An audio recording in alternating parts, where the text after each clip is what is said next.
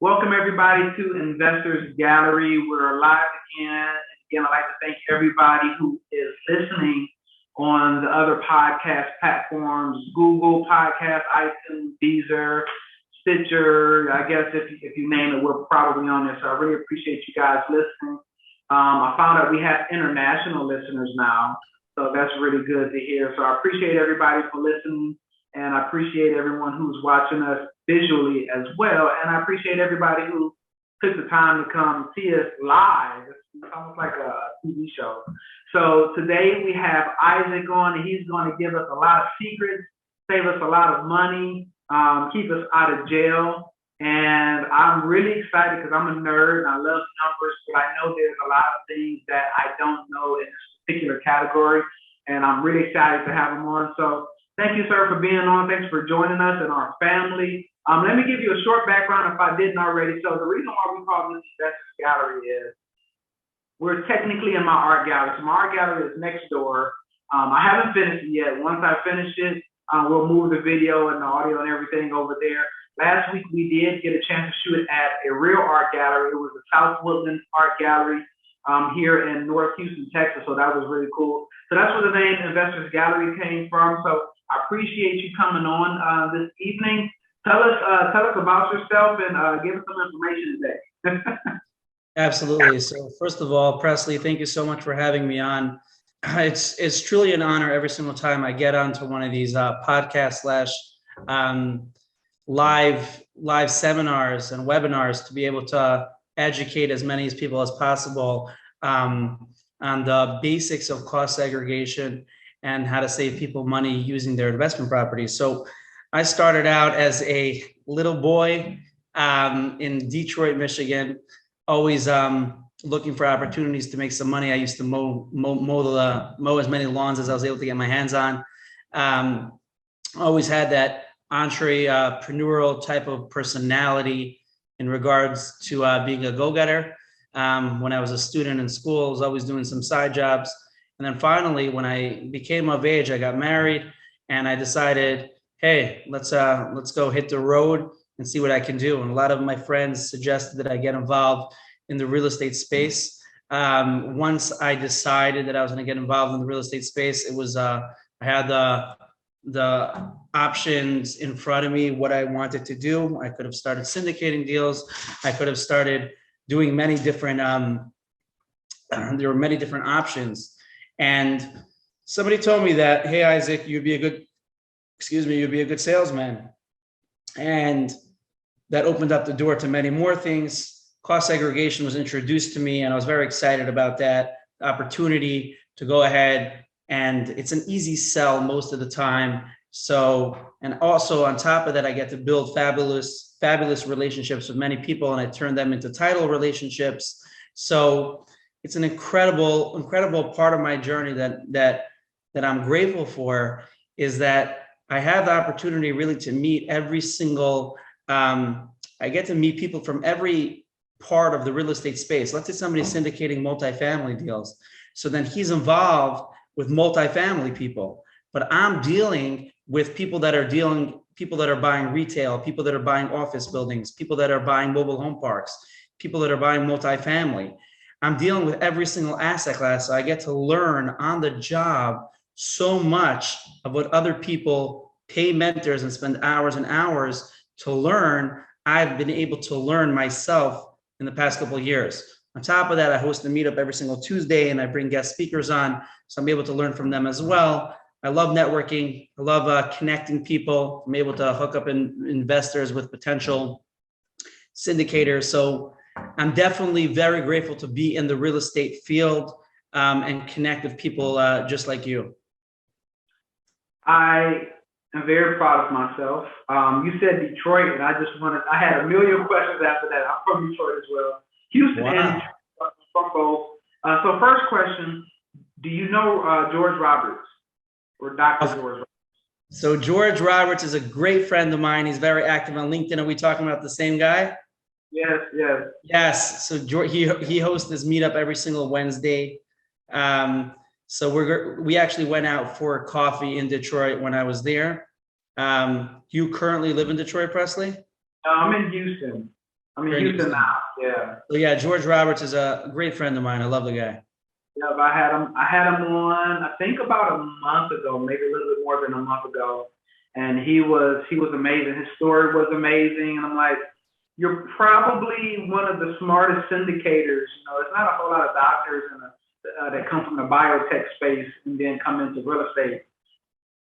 He's a very smart guy. Very Yeah. smart guy. Very bright, Um, bright fellow. so for the people who are on now, but as well as the people who will be listening, for them, could you break down what is cost segregation and then go in a little bit of detail about that? Absolutely.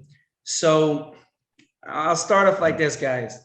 Cost segregation is one of the most unknown secrets that every investor has to know. Now, many people do know, but I just dealt with a person today who has millions of dollars worth of real estate, and he was shooting himself in the pants that he hasn't learned about cost seg up until this point.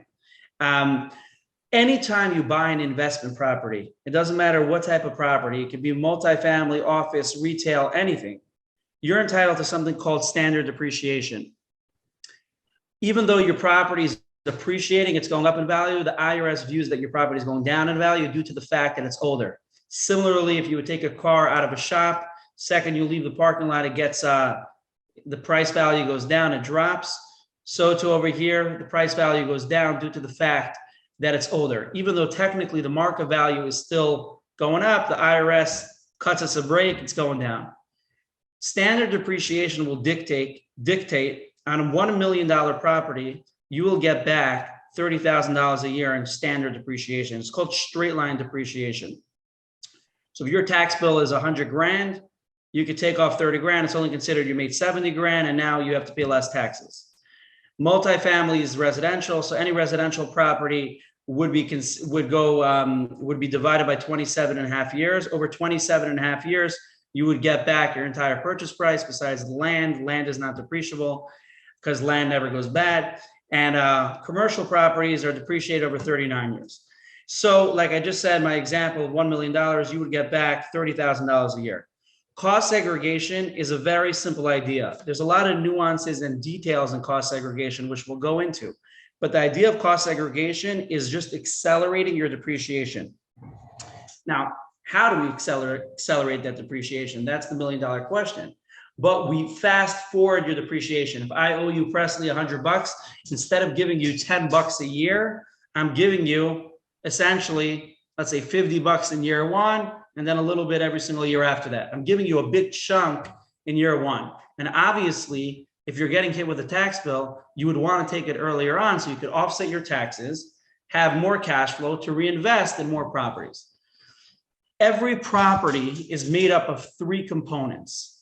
You have 27 and a half year property, which is the structure of the property, the walls, the floor, the base of the property. That's depreciated over 27 and a half years. That lasts the longest.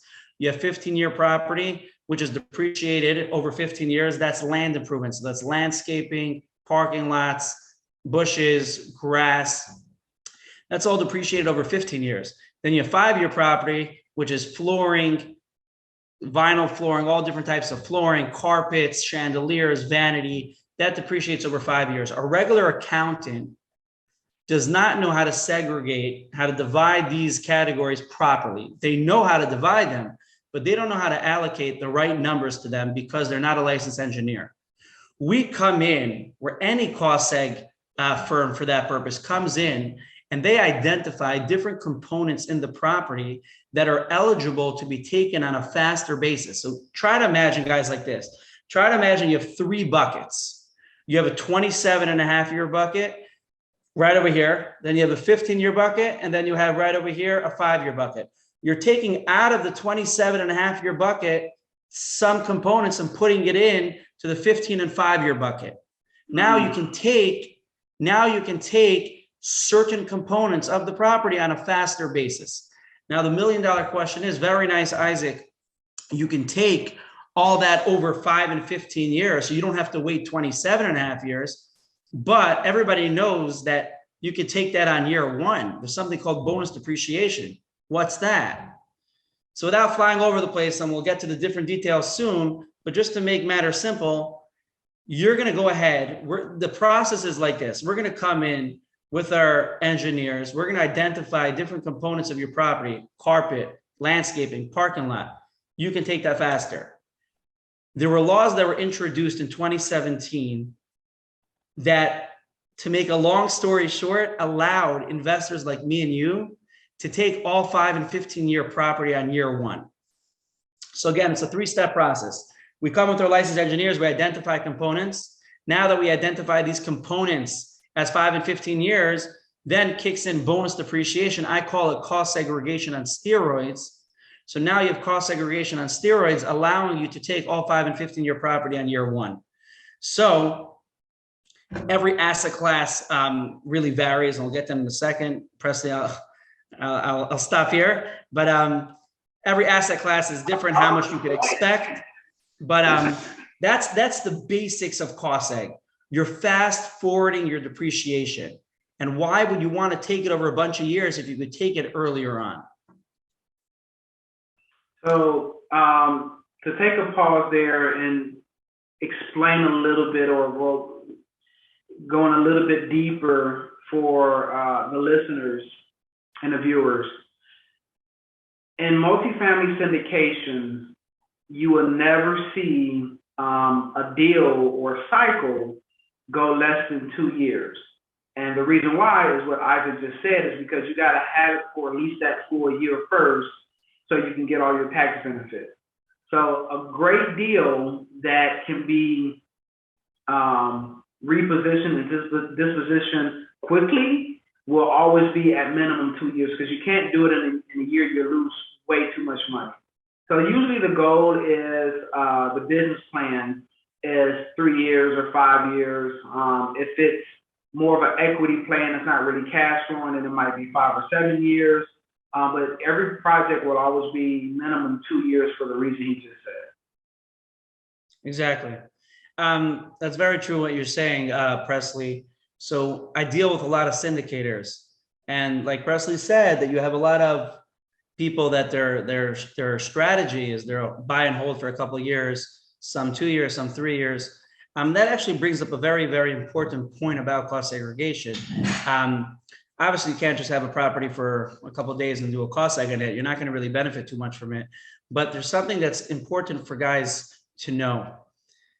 Something called recapture. Recapture means that you're going to have to pay back the tax liability that you got out of. We're all familiar with the 1031 exchange. And if we're not, I'll give a quick rundown. You have a property, you sell it, you have capital gains. You buy a property for 500 grand, you sell it for $1 million, you have a $500,000 capital gain. You're gonna have to pay a lot of taxes on that. The IRS came out with a law that you could go ahead and take all those proceeds, throw it into new property, and you will not have to pay capital gain tax. Just like a 1031, the idea is to defer your capital gain so you don't have to pay taxes. Cost segregation is also a way of deferring your taxes. It doesn't erase your taxes, it throws it down the line. Just like the 1031 property, if eventually you sell it and you don't 1031 it again, you will have to pay capital gain tax. So too by cost segregation. You're really throwing it down the road. So if you're only going to hold the property for a few years, then you're going to have to pay back the tax liability that you got out of previously a few years back, you have to make a calculation if it was worth it to do a cost seg study for the access to that cash for that minimum amount of time. If you're going to hold it for 3 years, then of course it's worth it because you have access to that amount of cash for 3 years. But if you're only going to hold it for 3-4 months, then there's no point in paying $5 grand for a cost seg study, and you're just going to have to pay back the same tax liability a few months later. So recapture is a very important point. There are ways out of recapture tax. If you do 1031 the property, not only do you not have to pay capital gains taxes, you actually do not have to pay back cost segregation recapture. So that's probably the most important detail about cost segregation. Generally, people still do it because they end up holding it for a few years. This would basically, my message would be to anybody listening over here, if you're a fix and flipper, cost segregation is not going to really benefit you. If you are holding it for a year, it's worth it to give me a shout, and I can let you know based upon the numbers what type of property it is, if you will gain or not. There's another important point that I want to talk about is, and Pressley's bringing up multifamily syndication. Even if we're not actively being the syndicator and putting together the deal, a lot of us are LP investors in deals. So the question I get a lot from people are, am I entitled to some of that accelerated depreciation? And if yes, how can I utilize it? And it's very important to know that as an LP investor, you will get back accelerated depreciation. Let's say me and Pressley and I team up on a deal. We're GPs together. We put together, we syndicate a deal. We get a bunch of LP investors, and we give a certain LP investor, let's say he has a 2% stake in the property. He'll get back 2% of the accelerated depreciation. So let's say the accelerated depreciation is 200 grand. He'll get back, what's the calculation? 20 grand, $2,000, something like that. He'll get back $2,000 of accelerated depreciation. Now, how can the LP investor use that accelerated depreciation? If I'm a syndicator and Presley's a syndicator, so we're going to be real estate professionals. This is the most important thing to know in the entire cost segregation world. When and where can I use that money that I'm getting back from the accelerated depreciation through a cost segregation method?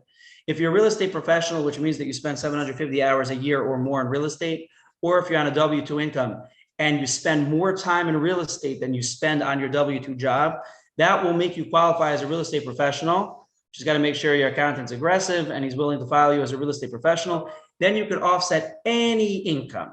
Your wife could be working in a Walmart and making W-2 income. You could offset that. You could be making side hustle, Amazon income. You could offset that.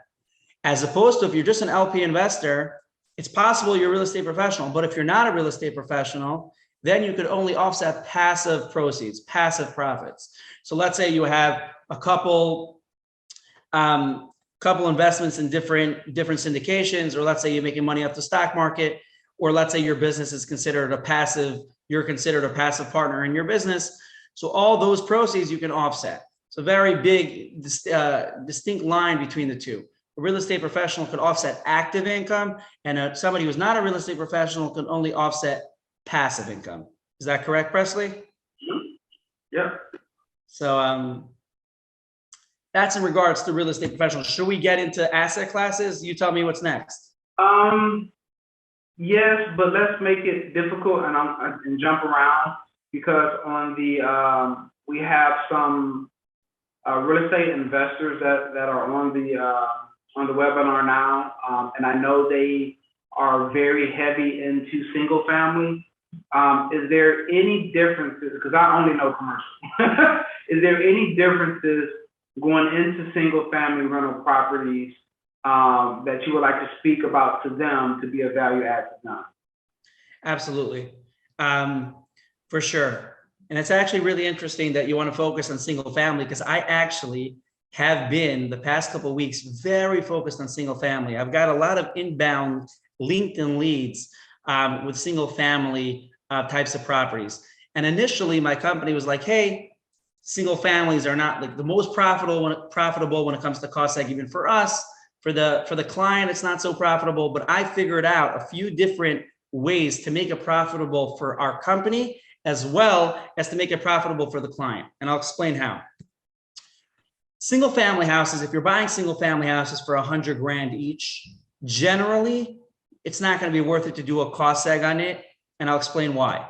Let's say you buy one single family house for 100 grand.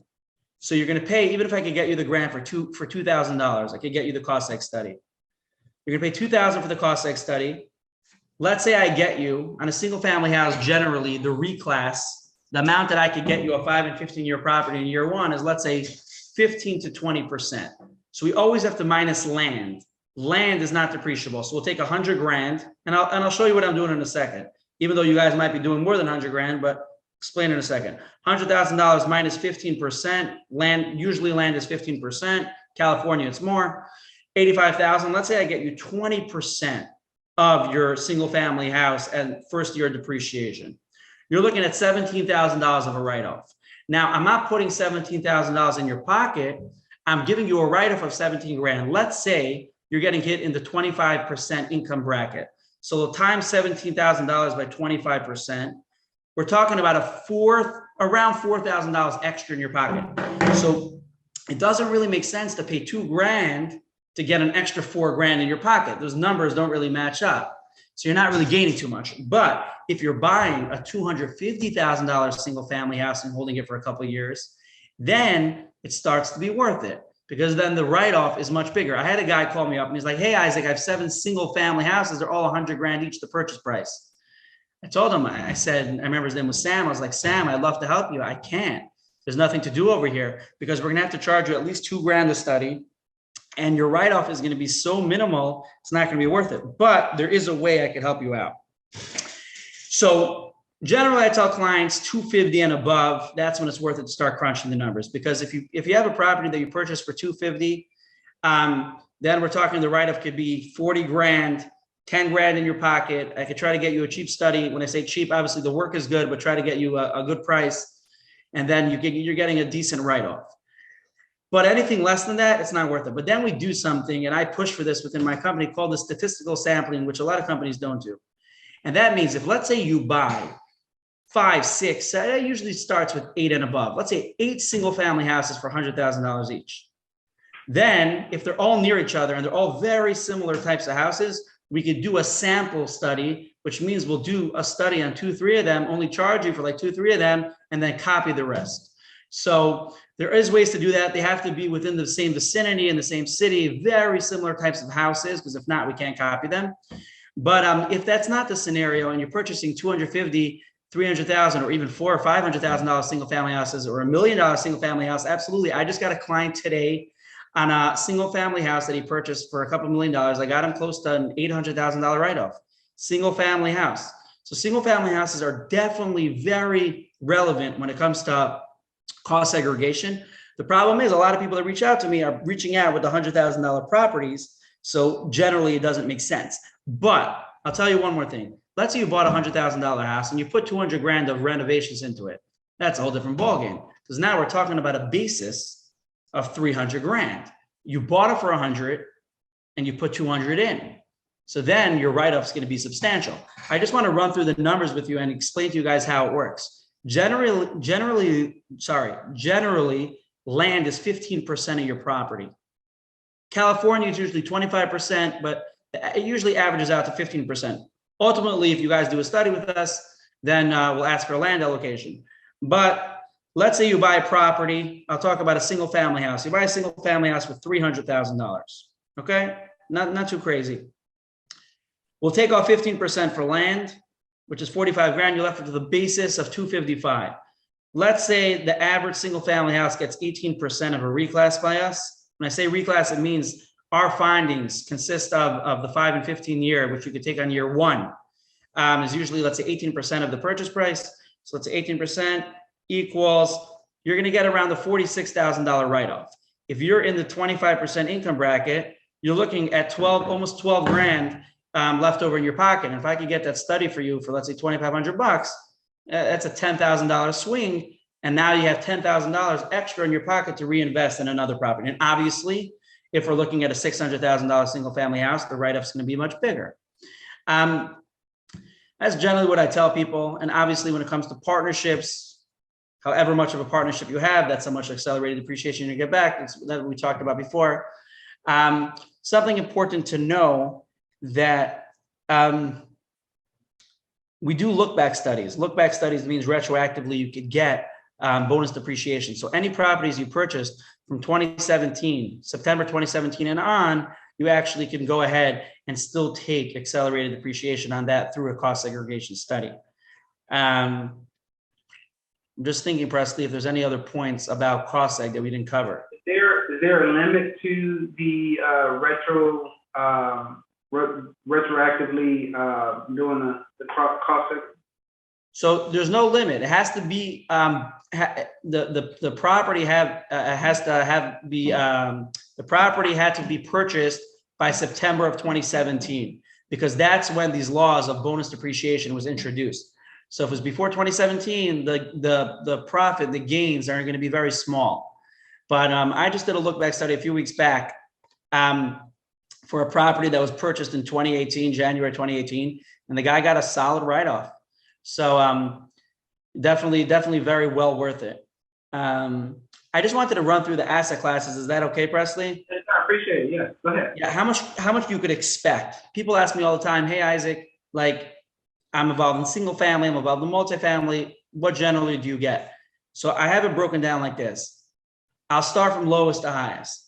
The properties that you could expect the lowest amount of findings in the first year are self-storage and industrial properties. And the reason is, why do you have a self-storage property? Because you're storing stuff there. So it's hollow inside. There's very little items that can be taken. As opposed to, let's say, a multifamily property, you have a bunch of carpet, chandeliers, vanity, etc. So there's much less items and components in there that can be taken earlier on. The next, and I would expect usually on a self-storage or industrial, anywhere from 7 to 12% of a reclass. So you still have parking lots, you still have HVAC, you still have certain items that can be taken, but still minimal. It's definitely worth it to reach out for a proposal because you never know what type of benefits you could get. Office space, retail, and let's say medical offices, medical buildings, I would expect anywhere from 12 to 20% of a reclass. It really ranges. If there's carpet in the office, if there's different, sometimes the medical offices have special freezers, so you definitely can get more from that. We'll try to squeeze every last light bulb. So we'll go in there and we'll try to get everything, but generally 12 to 20%. Single family houses, generally 14 to 22%. So it really depends if it's a single family house in Philly where there's no very small driveway, or in Brooklyn in the city, there's no, they don't have single family house in the city, but let's say Brooklyn, it's going to be 14%. But let's say you have a single family house in the boondocks and you have a huge backyard and a huge front yard, a huge driveway, you'll get 20, 22%. Multifamily generally ranges anywhere from 18 to 28%. It really depends on the situation. If you have a multifamily property in the city, there's going to be very little parking lot. You're going to get less. If you have a garden style multifamily in Houston, Texas, you could get 28%. Mobile home parks are extremely beneficial when it comes to cost segregation. Mobile home parks can get anywhere from 30 to 75% of your purchase price. And the reason being is a lot of these items in the mobile homes are very, very like, what's the word I'm looking for? They're not long lasting. They're just, they just, so even the actual homes, the structure is considered sometimes 5-year property. Sometimes clients get 75% of their purchase price. And the last but not least is something that many, many people don't know. And people were very grateful for me for sharing this. It's research that I did. Car washes could get up to 90% of the purchase price in year one. And the reason being is that there were certain laws that went into effect that enabled car wash owners to take. I just got a client, and not just, maybe a year ago, got a client. He purchased a car wash for 1.1 million, and he got like a $900,000 write-off. Ridiculous. Wow. So obviously, you're not purchasing a property just for cost seg purposes, but it's something to keep in mind when you go into a property, what the potential cost seg benefits are, because cost seg benefits are becoming more and more known to syndicators, investors, that it's a real hot item that you could use to offset your tax liability.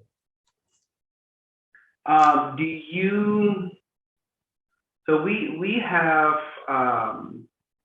certain clientele that we deal with in other aspects of our company that look for a depreciating asset so they can offset their taxes. Do you target or do you speak to those individuals to let them know? And I know you're kind of looking for, you know, fish in the ocean, but do you put yourself out there and say, hey, if you made too much money, you need to buy, typically what they'll do is buy a failing business, or they'll buy an operating business and make it fail so they can, you know, write it off. Do you kind of try to slide in there and say, hey, if you purchase this asset, this is something that will help you as well?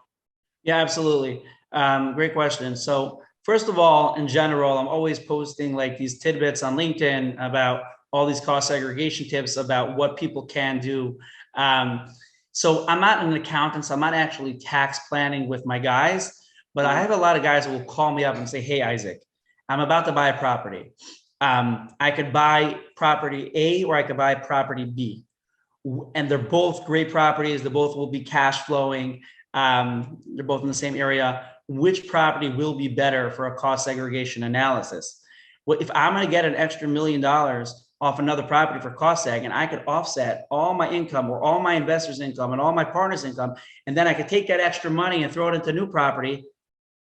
I see more and more often every day how people are focusing in on this. And I've seen some of my guys not pay taxes for years and years because of this strategy. So people will call me up even before going into a deal and they say, hey, Isaac, part of this deal is contingent on us having a good cost seg study. So what would you predict we would get back on this and this property? So I'll walk through with them. I'll send them a complimentary proposal. I'll have my engineering team look at it to see what they expect. And we'll try to obviously be as aggressive as possible. Yeah, absolutely. Do you guys need to be on site or hire somebody to go on site, or how do you do that from a long distance? Yeah, it's a great question. So we really offer the option of a virtual tour or a physical tour. If it's a physical tour and it's far out, if we have an engineer there, great. If we don't, then we hire an engineer from the local state that's around. Sometimes the study ends up being a couple $100 more, but we go down to the property and then we really dissect the whole thing. We go through every single room, every single nook and cranny, and we'll try to take everything out, every wire, every faucet, every light bulb, literally. We'll go through and get every last $5, $6 that we can add on to first year bonus. What's cool about my company, I wasn't talking about my company so much, is that because we've been around so long, the CPAs are comfortable taking the gray areas that certain companies are not. So let's say you have gray areas like, can I take this, can I not? These CPAs have been around for 20 years. We got audited a few times. Out of 25,000 studies, we got audited 3 times and we won all 3 audits because these CPAs really know what they're doing. So it's super cool, the whole system. They go down, the engineers, and they're like, hey, what type of flooring is it? Is it vinyl flooring? Is it laminate flooring? If it's laminate, you get this much. If it's vinyl, you get this much. So it's really like a thorough process. For new investors who, let's say they're a doctor and they're freaking out, they're like, I have money in stock and I have money in certain places, but I don't have any money in real estate. So they get in real estate, whether it be a single family or a multifamily.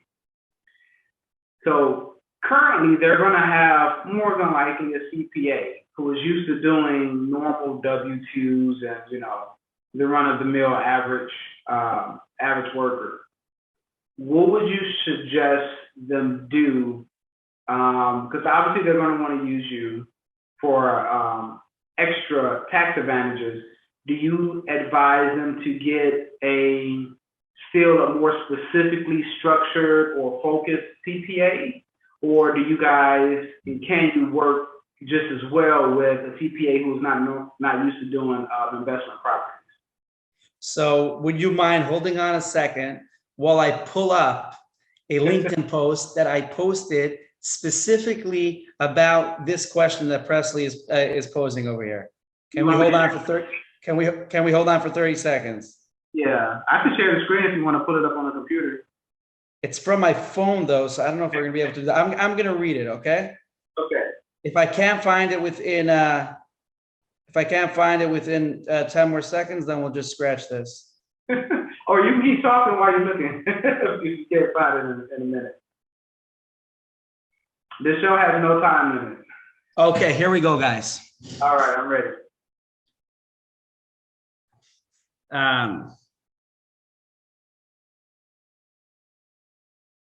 Okay, it's really a story that happened, but you'll get the point from the story.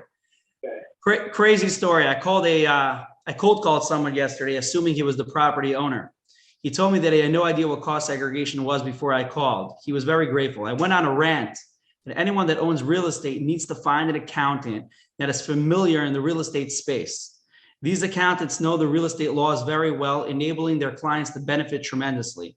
I told him, you need a new accountant. He says, Isaac, I'm not the owner. I'm the owner's accountant. Wow. I wanted to drop dead on the spot. That's how embarrassed I was.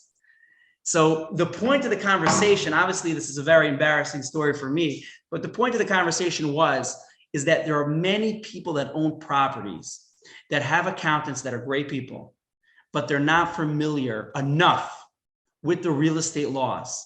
And because of that, their clients lose out. I've had clients tell me that they're upset at their CPA, that their CPA didn't suggest that they do a cost segregation study. My CPA sees I'm getting hit with a tax bill. They know I own properties.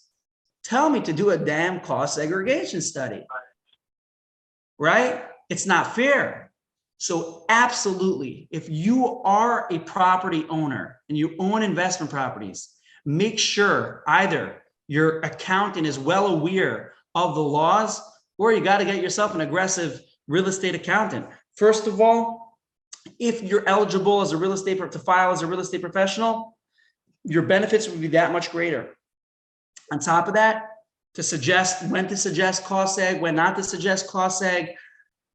And it's not just with cost seg. It could be with 1031s. It could be with many different items in the real estate field. Absolutely. It's a very good point Presley's making. You got to make sure that you have an aggressive CPA who's familiar in the real estate field.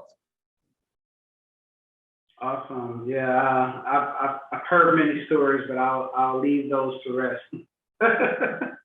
And not even with the cost segregation, but just, you know, I find that a lot with operators and syndicators who aren't super experienced. They're not that familiar with cost segregation. Sad to say, I've met a lot of syndicators who are pretty much experienced, but they're not familiar with security exchange laws, and they're advertising 506, which would be a 506B filing, and it's like you can't advertise that. You better shut up before you go to jail. I see that all the time. I'm like, you're not allowed to advertise that 506C. How long have you been doing this again? I think you said it earlier, but remind me. How long have you been doing cost seg? Year and a half. Year and a half. Okay. I've been involved in the field for a little longer, but I'll tell you one thing. I'm a pretty hard worker. So like I'll work a lot at night and stuff like that. And I was able to meet many people. So I definitely, I threw myself in. Well, I'm a people's person, but to the credit of my wife, who I've been with since I was 20, and we've been together coming up close to 20 years, married 15. Wow. And all that, she has a degree in psychology and master's in mental health. So I kind of now have a degree in psychology and mental health, and I understand speech patterns and behaviors a little bit better than someone who's not married to my wife. And this is for the audience. And this is going to be very interesting when people go back and look at this.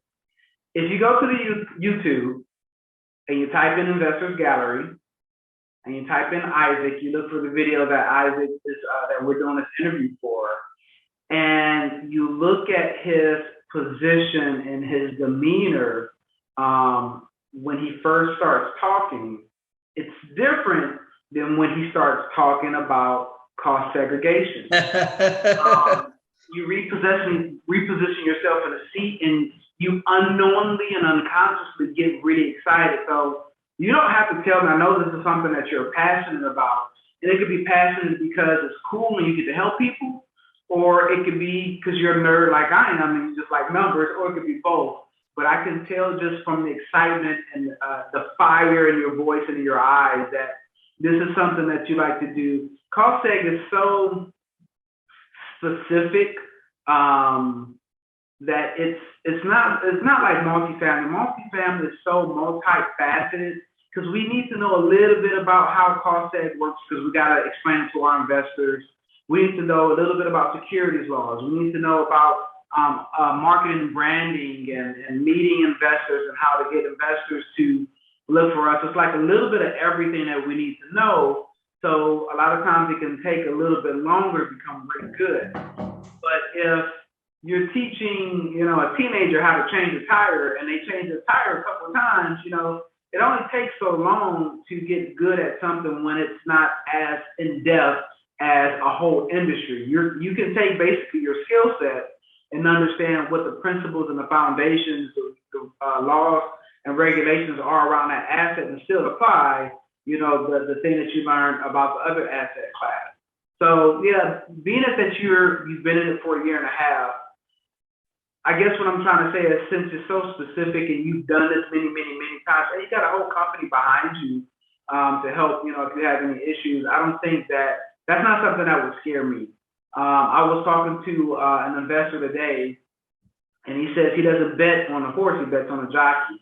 And that's what I see in you, the passion, the knowledge that you have very much outweighs the time and the quote unquote experience that you have, because you put it on paper. So yeah, a year and a half means nothing to me. I would be very comfortable with you doing my call. I really appreciate that, Pressley. I really appreciate that compliment. Yeah, I really take my work seriously, and because of that, I actually was able to. And obviously, I give every ounce of credit to God for putting me in this position, but was able to deal with some big guys. I don't know, you're in Houston, but we have an office in Houston. We have an office in Dallas. I deal with some of the big guys from Texas. We got some big syndicators there. So thank God. Just keep coming. Have you been to any conferences lately? Yes, I was at the ICSC in Vegas. It was like a retail and development conference a couple of months ago. Then I was at the IMN in Florida a couple of months back.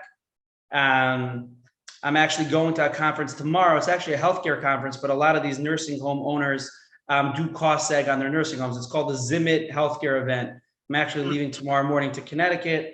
And then I'm going back. I don't know if you ever heard of the eCore, huge real estate event in Florida in November. I'm going there. So thank God. I love meeting people in person. It makes the relationship much more solid, obviously. So yeah, it's incredible. Yeah, and a person who is not invested into their craft would not be going on a conference every 30 seconds. So I appreciate that. So we have a few individuals who have joined, even though school is tomorrow. So I'm going to unmute everybody on my end. Also, Isaac, the reason why I put this platform together is, so most of us in the syndication land have podcasts or have some kind of event, or we have something, and we deal with other syndicators and other investors. And I love that, and I love being a part of it. I was on, it seems like I talk about Tim Mai every podcast. He gets in some kind of way. I was on Tim Mai's podcast today. He has an amazing podcast with other syndicators. But what I do what I feel is missing, or what I have a passion for. So obviously I have a passion for multifamily. What I felt was missing is, my job as a syndicator is to find individuals who want to place their money in some kind of vehicle that is passive, or come in as GP if they have the experience. So I put this platform together to be able to market to the public so they can come here and talk to professionals and experts like you. So at the end of the video, I always open it up just to make sure, to see if anyone has questions, not to make sure they don't have questions, because I really encourage it. But so I've opened it up for everyone. If you have a question for Isaac, or maybe a comment, or if you need him to put his information, cue to you, Isaac, put your information in the chat below. Isaac's information will also be on the YouTube description and the podcast details as well. So if you don't catch it here, it'll be there. But does anybody have any questions for Isaac? Hey, Isaac, it's Angel. I just wanted to say that was awesome, and that I'm here to support you. Angel, when I saw you on there, I was like, Angel, I can't believe you're here. I was so pumped. Oh my God, you don't stop, Angel. They should call you Mrs. Meetup.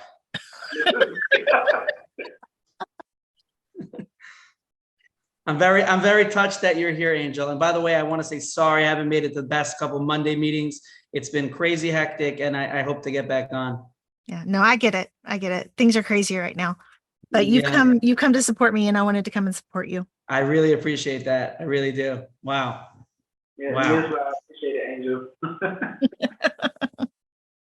And for those who are listening, our world is pretty small. The investors and all of the other, I don't want to say support industries, but all the other individuals and companies that rely on whatever the big thing is. So in my case, you have a multifamily where you're going to have contractors, general contractors, you're going to have the inspectors and the appraisers and loan officers, and it's a plethora of people that support what we're doing in our, big industries in their own right. But in our industry, in our space, especially in multifamily, it's a pretty small world. You will definitely run into each other a few times. So I appreciate you coming on, Angel, as well. Does anybody else have any questions for Isaac? I just had something to say. Isaac, for someone that loved numbers, just hearing you speak, you get other people excited with you, and I love it. And I wrote down so many notes, and I would love to get your contact information, to keep update with you. But I also wanted to know, you mentioned about car washes, and I wanted to know, far as washateers, is washateers in the same category with the car wash? So first of all, tell me if I pronounce this correctly. Is it Yolanda? Yolanda, yes. Yolanda. Yes. Yolanda. First of all, thank you so much for the compliments. I really do appreciate that. I definitely am passionate about it, and definitely I would love to give you my contact information. I was actually trying to put it in the chat room, but it just says to host and panelists. It doesn't say to everybody. You are a panelist. I understand that, but how do I send it to the guests?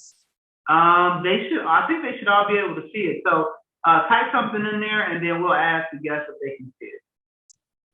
Okay, 1 second. I'll just type my phone number first. Where is it? Let's see, where is the chat on my? Yeah, are you guys able to see that? I don't. You might have to do it in the Q&A, maybe. Let's see, chat.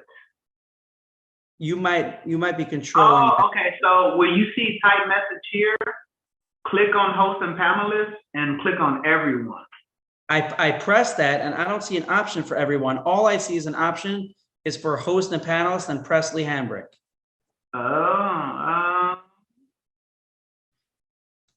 Well, yeah, on our end it says chat and I'll copy it. So I'm gonna copy it now to everyone. Oh, you got it. Okay, and you could write my email as well. Should I write that in and then you'll copy it? Yeah, because I'll mess it up if I try. Weinberger at Madison. You guys have LinkedIn. I'm on LinkedIn. Okay, so I just sent it to you again. But Yolanda, do you mind just explaining that one more time? What type of property were you asking if it's similar to a car wash? Say it one more time.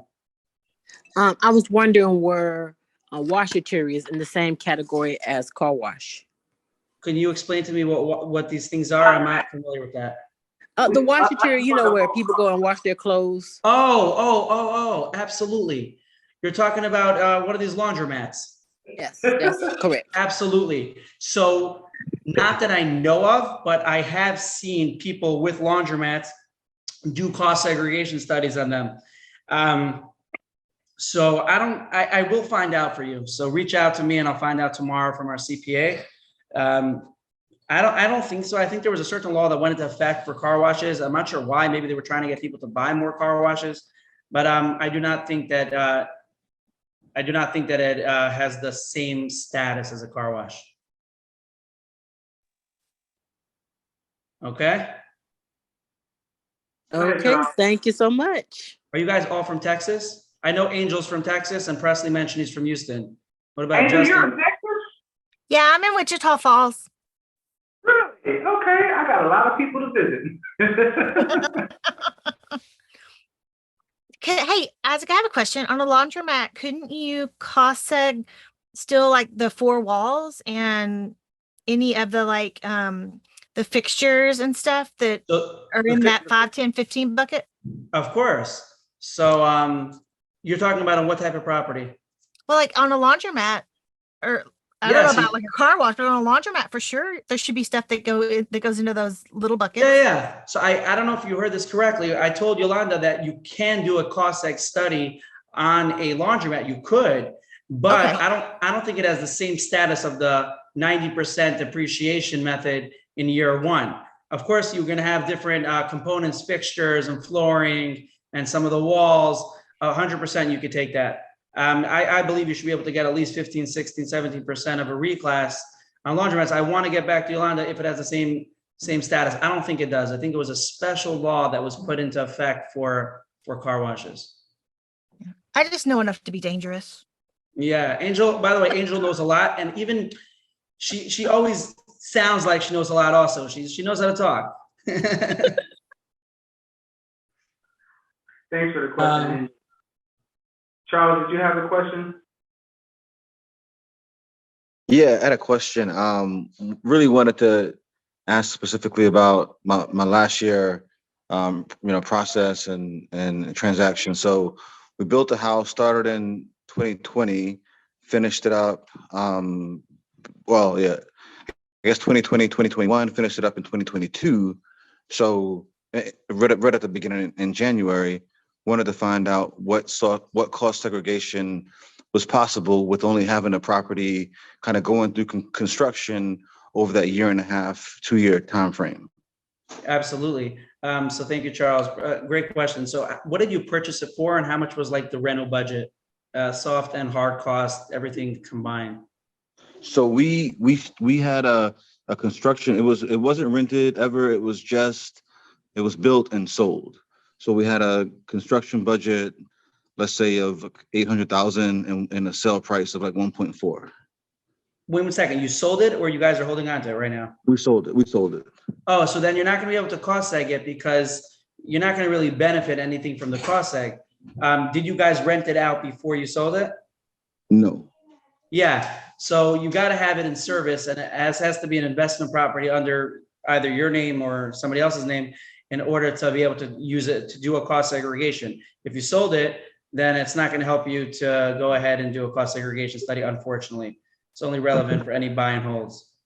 Okay. But I will tell you off the bat, Charles, that any of the renovation budget that you have, you can go to your accountant, obviously, and try to be as aggressive as possible and expense a lot of the items that you used in there as a tax write-off. So that's definitely something that you should do with your accountant. Cool. Thank you. Has Larry been treating you good, Charles? He has definitely. I actually I was thinking about the Washateria question, which is like a totally Texas question. So that's pretty cool. I've been in Texas long enough to know Washateria. There's a lot of laundromats in Texas. Yeah. So what about like the actual equipment? How would that work as far as deductions and cost segregation? When you say equipment, what do you mean by that? Like washers, dryers, and so Oh, forth. that's what you mean, Yeah. in the laundromat. Yeah. That's actually a great question. So it really depends. If you bought the property with these things included in the sale, then there are certain times that you can take these components as a tax write-off in year one. If you bought the property and then you put it in, then they have nothing to do with each other. But if you bought the property together with these washing machines in it, sometimes they're built into the walls. I've seen some of these before. Then definitely they could be taken earlier on. Cool. Thank you. Actually, when you said that, I kind of thought of one other aspect. Sure. So right now we're actually in a process of potentially selling a cafe that we own. And I was wondering, we've had it for now about 1.5, 2 years. Is there any possibility to write off or depreciate any of the equipment that was already there, or doing any cost segregation there? So it's a great question, Charles, but it's really the same answer that if you're going to sell the property, you're not going to really benefit too much by doing a cost seg. Because even if I could do a cost seg for you, and I'm going to get you a big tax write-off, the second you sell that property, you're going to get hit with that tax liability that you just got out of. So if your motto is a 1031 motto that you go ahead and you just 1031 your properties, then we have what to talk about. But if you're just going to sell that property and then you're going to take that money and you're going to pay taxes on it, you're not going to really gain anything from a cost segregation study. Cost segregation studies are really only relevant if you're going to buy a property and hold for a few years and you do it earlier on. If you're going to buy it and then you plan on selling it, unless you're going to 1031 that property, there's no point in doing the cost segregation study. Cool. Thank you. Isaac, I have a question. On that 5-year phase out on cost segs, is that for all properties or only specific properties? What 5-year phase out? So like you get 100% of bonus depreciation. Oh, yeah. This year, 80, 60, 40, 20 until it's done. Yeah, so Angel's actually bringing up a good point, which we didn't talk about, and I'm not sure why, is that this bonus depreciation that was introduced in September of 2017 is actually going to phase out. In 2023, it's actually going to be 80% bonus instead of 100% bonus. 2024, 60, so on and so forth until it phases out, unless Congress decides to change it. But as of now, it's going to phase out. But that goes on all asset classes and 5 and 15 years. So instead of being able to take 5-year in year one or 15-year in year one, you're only going to be able to take 80% of the 5 and 15 in year one, only 60% in 2024 of 5 and 15. And then obviously in 2025, only 40%, but it's all asset classes, car washes, mobile home parks, everything. But obviously, if we're dealing with asset classes that you get you a bigger allocation, then you're still gonna, even though you're only taking, let's say 80% or 60%, since the write-up is so large, you're still gonna benefit tremendously.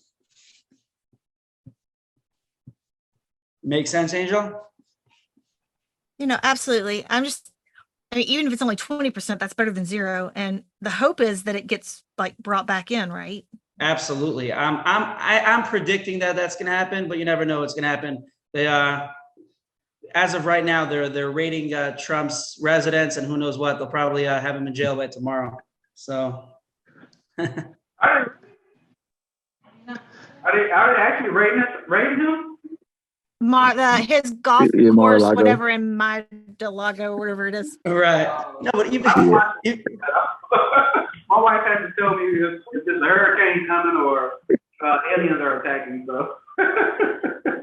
Listen, all I can tell you guys is, I'm not going to get into politics, but all I can tell you is that even though there are many Trump haters out there, and I don't judge anybody because I understand he can be a baby sometimes and be insulting sometimes, he helped out real estate owners tremendously. Yes, he did. So Yep. that alone we have to have thanks for. He really did. He helped out real estate professionals very, very much with many different laws that the Democrats are trying to get rid of because obviously they believe in more taxes. So tax as much as you can. Charles, did you have a question? I seen you went off on mute for a second. Yeah, I did have a question actually. So when talking about cost segregation, if you have and hold a property past the, let's say 5-year mark, you have a property for 7 years and you did cost segregation and bonus depreciation and so forth. At the point where you identified assets or components that could be depreciated past the 5 years or at the 5 years, are those no longer applicable to be paid back as far as whatever you receive from tax benefit? That is such a great question. Phenomenal question. I just want to repeat his question because this is so important to know. Charles was asking, and tell me if I'm understanding correctly. If I go ahead and hold the property for 5 years, I depreciated the 5-year components in the property fully. So maybe I don't have to go ahead and pay back that recapture when I sell it. And the answer is that you are correct. If you hold it for a full 5 years, the 5-year assets that you depreciated, you will not have to pay back due to the fact that you lived out its full life term. As opposed to if you go ahead and only hold it for 4.5 years, you didn't hold it the entire time. It's a very interesting type of guideline.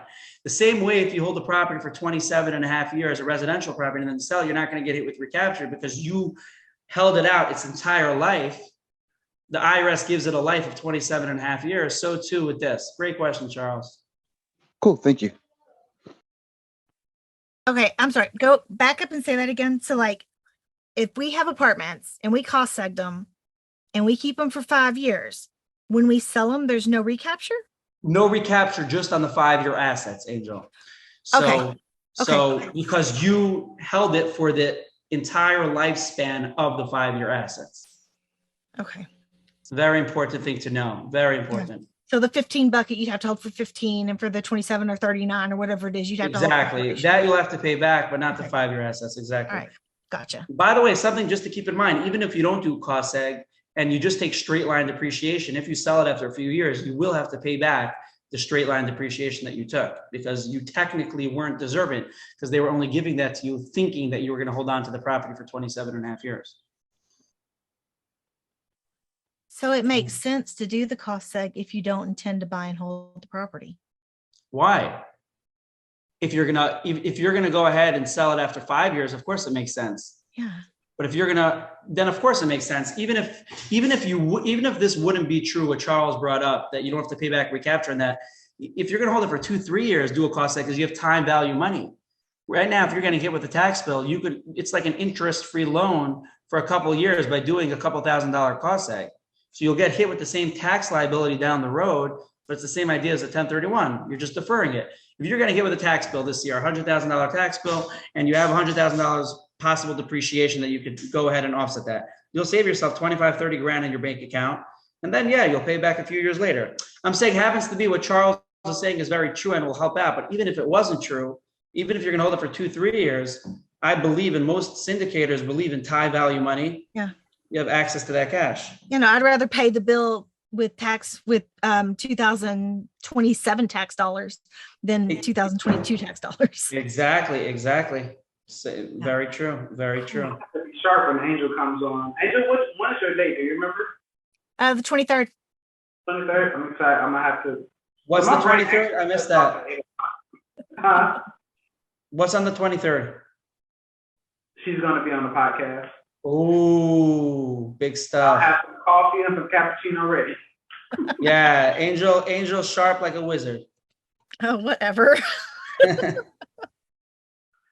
Any one last question? I don't want to keep Isaac on too long. Oh, because he's Eastern, so it's 7 o'clock there. Oh yes. What time is it by you guys? Is it 8 o'clock or is it 9 o'clock? It's 9. 9 o'clock. For most of us, I think we have some others. Yeah, I think we have some other Eastern time zones that haven't spoke. Is there one last question for Isaac from anybody? Let me check Facebook too. Okay, I don't see any questions either, at least right now. All right, so no questions. I appreciate you coming on, Isaac. You have been a tremendous blessing. And I think that I truly believe that a lot of people will learn a lot, especially as I put the snippets out there. I think that'll be a blessing for people as well. Did you have any last words? And I always like to ask you a few questions before you give your last words. What is a nugget that you would like to leave with our listeners, a gold nugget of advice or wisdom? Yeah, so first of all, thank you again for this opportunity. It was really awesome. It's very cliche, but I believe in it tremendously. As a sales guy, the more responsive and the more honest you are, the more your clients are going to come back to you. And I've seen this time and time again. Madison doesn't have the cheapest prices on the market. You can find pop-in shops that are going to be cheaper. But I know the responsiveness. I just got a text right before, and I responded to a guy, and the guy's like, "Oh, thank you, Isaac, for responding so late." I try to be there for my clients. I try to be honest. I try not to put my foot in my mouth by promising something I'm not going to be able to do. And I've lost clients because of that. They're like, "Hey, you can't get me this." I'm like, "Hey, listen, this is what it is." And I try to be as honest as possible. Try to really help out in ways not even expecting stuff in return. I've helped out syndicators with investors. If I get my hands on an off-market deal, I try to send it over to the guys I know that would benefit from that. So really just not just taking, trying to give as much as you can. That's I really believe in that, and I something that I really try hard to keep doing. Awesome. I appreciate that. So we're going to wrap it up. I appreciate it. I will send you links and snippets and all that good stuff. I really appreciate your time for coming on. Breath of fresh air. I've had a lot of syndicators on here, which I love. I love talking to them. You know, I like talking to my brothers and sisters. But first and foremost, the point of the platform is to reach different experts. So having the same people on over and over is not directly accomplishing the goal. So I appreciate you coming on and giving us a different look at how we can protect our investments. So thank you so much, Isaac. I will see you on the interwebs, and I'll send you your information shortly, probably within the next few days or spread out over the next few days. Okay. Thank you so much, Pressley, again, for having me on. Thank you, everybody, for being here. Angel, Justin, Tracy, Yolanda. I'm going to have to get back to you, and Charles. Good to see you. I definitely want to come on in the future as a guest, and we'll be in touch, guys. All right. Bye, everybody. Bye.